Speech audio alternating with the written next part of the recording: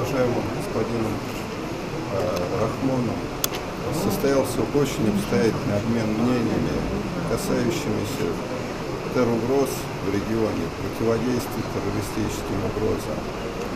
Была высказана поддержка усилий ООН на этом направлении, в частности, работе регионального центра по превентивной дипломатии.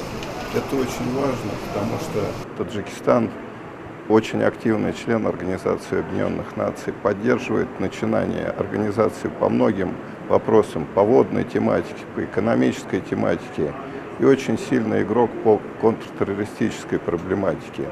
Поэтому мы признательны президенту, мы признательны правительству за организацию этой международной конференции по контртеррору.